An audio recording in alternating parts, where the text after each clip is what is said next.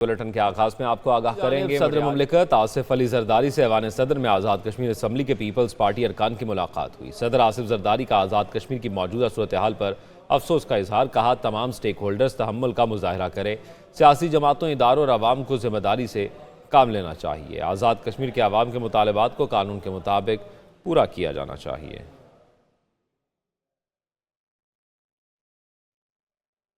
नाज़रीन आगे बढ़ेंगे। सदर मुमलिकत ने मुतालबात के हल से मुतल्लिक मुज़ाकरात के लिए वफाक के ज़ेर इंतज़ाम कमेटी बनाने की तजवीज़ दे दी। ज़राए का कहना है कि आसिफ जरदारी ने कहा कि अगर वफाक के पास वसाइल नहीं तो सिंध के कोटे से फंड्स दिए जा सकते हैं। दुश्मन आज़ाद कश्मीर के हालात से फ़ायदा उठा सकता है। मसाइल मुज़ाकरात और कुछ लोग कुछ दो से ही हल हो सकते हैं।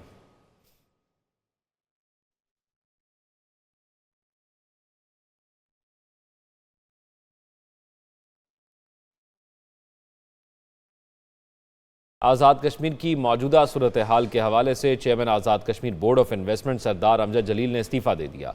आज़ाद कश्मीर हुकूमत को कशीदा हालात का जिम्मेदार ठहराया। कहते हैं हुकूमत की हठधर्मी और अदम दिलचस्पी के बायस ये हालात पैदा हुए। गरीब लोग बिजली और आटे के लिए एहतजाज कर रहे हैं। आज़ाद कश्मीर हुकूमत आवाम को रिलीफ दे।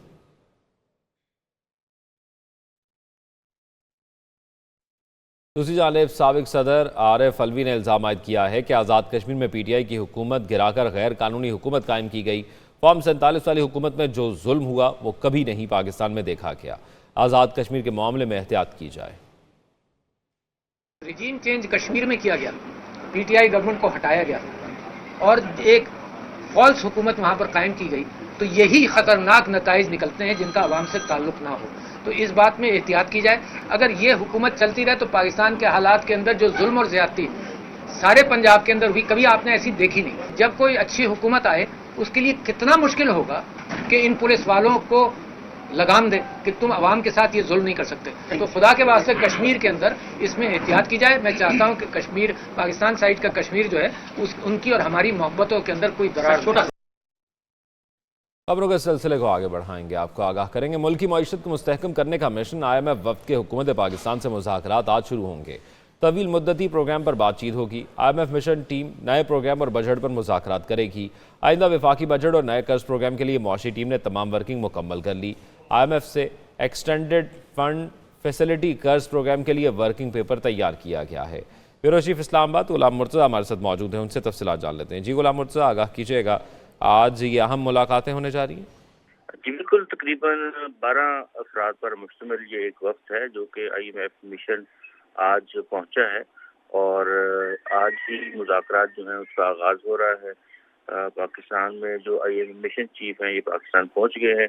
पहला था वज़ारत ख़जाना में होगा और उसके बाद वज़ारत ख़जाना के बाद मुख्तलिफ जगहों पे मुज़ाकरात होंगे। वज़ारत तवानाई और इसके साथ साथ वज़ारत ख़जाना जो मनसूबाबंदी की वजारत है वहाँ पे EAD में, प्राइवेटाइजेशन में और उसके साथ साथ एनर्जी सेक्टर में बातचीत जो है उसका आगाज कर दिया जाएगा। तकरीबन ये 15 रोज तक मुज़ाकरात जो है वो जारी रहने का इम्कान है और मुआशी टीम जो है वो इस हवाले से भी अपनी सिफारिशात पेश करेगी कि बजट में हमने कौन कौन से अहदाफ जो है वो कितने अहदाफ रखने हैं और उसके साथ साथ हमने जो बजट है वो किस तरह का बनाना है, कहाँ से रकम आएगी और कहाँ खर्च की जाएगी। तो ये तमाम बातें जो है वो आज से शुरू हो जाएगी और बजट की तकमील तक ये बजट जो है जारी। ठीक है, बहुत शुक्रिया आपका, आप तफसीलात से आगाह कर रहे थे।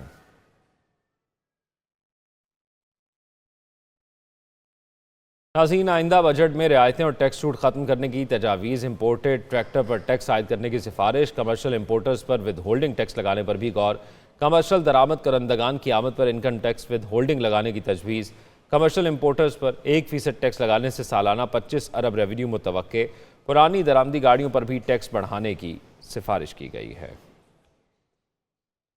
आइंदा बजट में रियायतें और टैक्स छूट खत्म करने की तजावीज़, इम्पोर्टेड ट्रैक्टर पर टैक्स आयद करने की सिफारिश, कमर्शल इम्पोर्टर्स पर विद होल्डिंग टैक्स लगाने पर भी गौर। IMF की नुमाइंदा का कहना है कि पाकिस्तान से मुज़ाकरात में लचकदार मुआशी तरक्की की बुनियाद रखने पर बात होगी। IMF की पाकिस्तान में नुमाइंदा एस्तर पेरेस ने पाकिस्तान से आइंदा प्रोग्राम के लिए होने वाले मुज़ाकरात के हवाले से कहा कि IMF वफ्द नाथन पोर्टन की क़यादत में अगले हफ्ते पाकिस्तान हुकाम से मुज़ाकरात करेगा। उन्होंने कहा कि मिशन अगले प्रोग्राम के लिए मुज़ाकरात करेगा।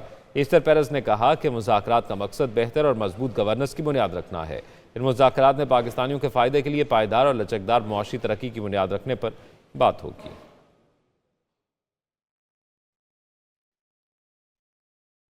वज़ीर ख़जाना मोहम्मद औरंगज़ेब कहते हैं मुआशी इस्तेहकाम के लिए प्राइवेटाइजेशन की तरफ जाना होगा। तमाम कारोबार को टैक्स नेट में लाया जाएगा। मुश्किल से निकलना है तो प्राइवेट सेक्टर को लीड करना होगा।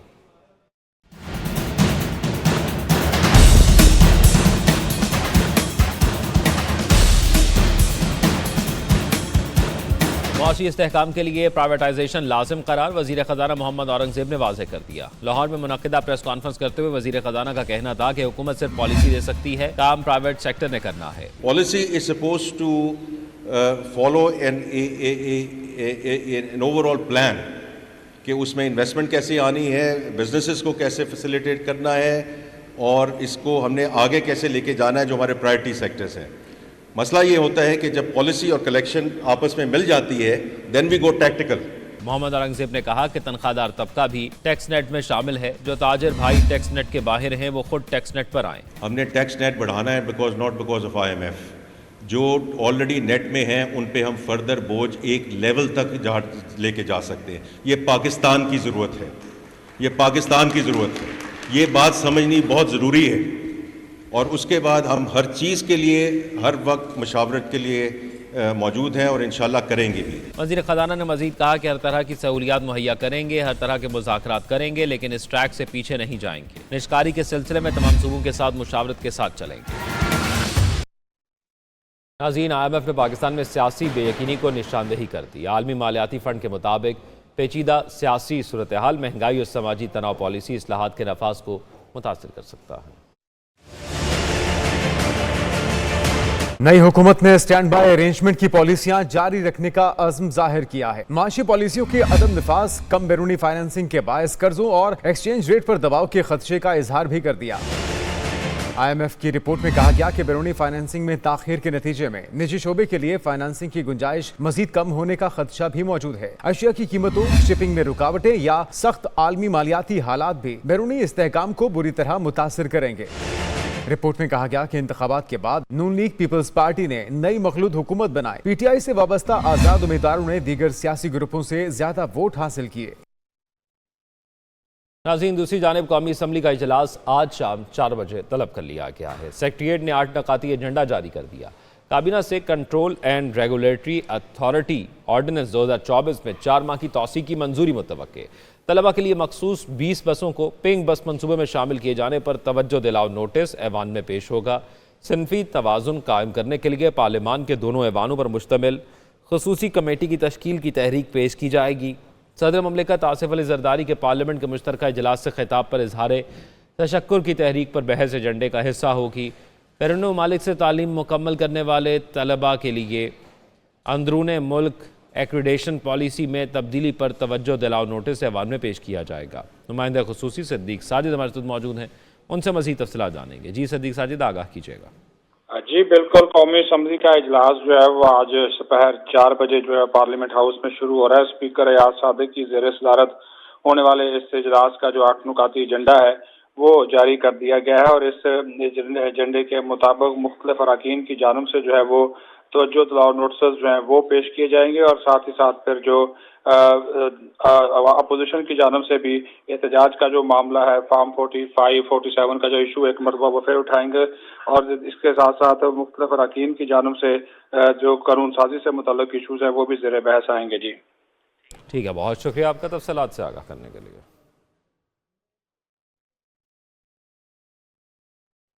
यमन पीपल्स पार्टी बिलावल भुट्टो जरदारी कहते हैं कि भुट्टो रेफरेंस फैसले से साबित हो गया कि जजेस तैनाती और अदालती रिफॉर्म्स की जरूरत है।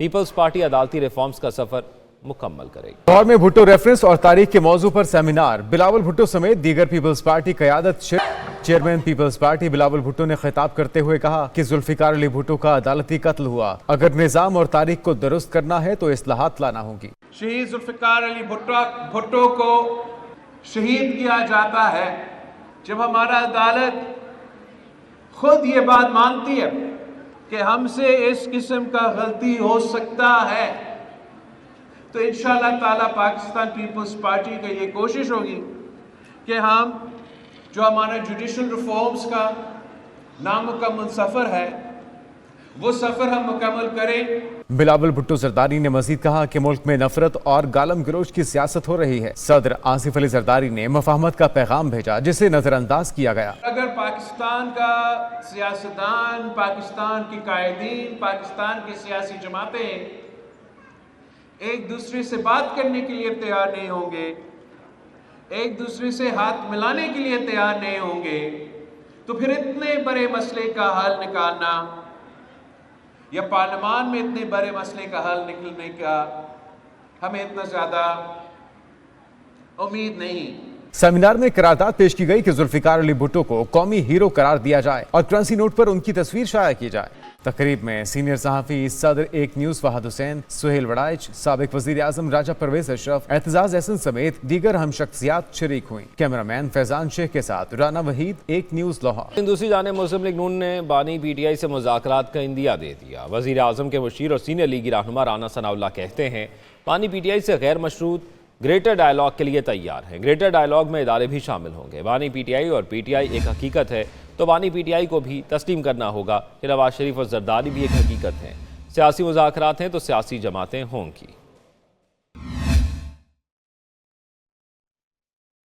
दूसरी जानिब वज़ीर आला सिंध मुराद अली शाह कहते हैं कि गवर्नर सिंध की तब्दीली का मामला विफाक का है। जब बानी PTI वज़ीर आज़म थे हमने उनके भी फैसले माने, अब वफाकी हुकूमत के फैसले मानेंगे। मज़ीद कहा हम दुश्मन कुव्वतों का जल्द खात्मा करेंगे।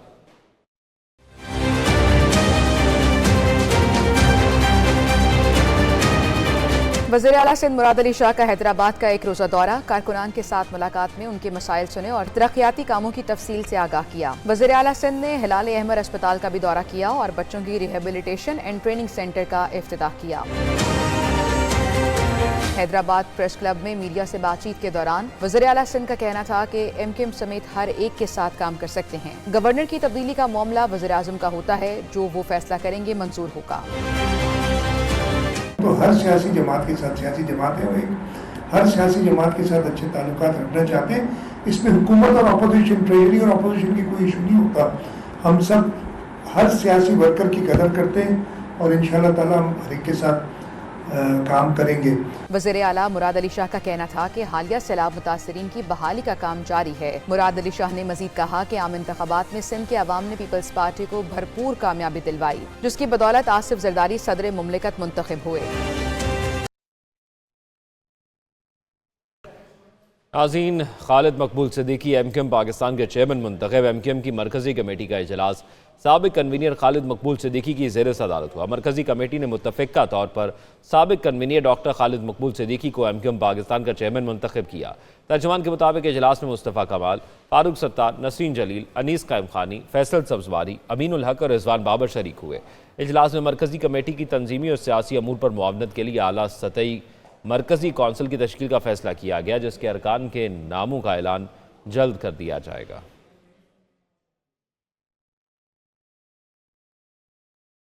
गवर्नर खैबर पख्तूनख्वा फैसल करीम घुंडी कहते हैं कि KP का मुकदमा सूबाई हुकूमत के साथ मिलकर मरकज़ में लड़ना चाहता हूँ। अमन व अमान सूबाई हुकूमत का काम है, वफाक सूबाई हुकूमत की मुआवनत करेगा। जनूबी इस्लाम में अमन व अमान बेहतर बनाना होगा। मेगा प्रोजेक्ट के लिए काम करेंगे। वो डायरा इस्माइल खान में मीडिया से गुफ्तगू कर रहे थे।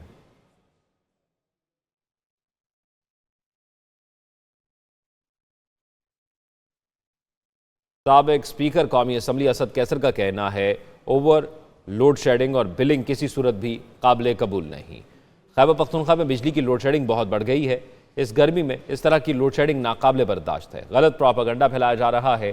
खैबर पख्तूनख्वा वाले बिल नहीं देते। KP में दीगर सूबों की निस्बत बिल देने की शरह ज़्यादा है। बिजली चोरी के खात्मे के लिए हुकूमत को क्रैकडाउन करना चाहिए। असद कैसर का बिजली लोड शेडिंग फौरी ख़त्म करने का मुतालबा।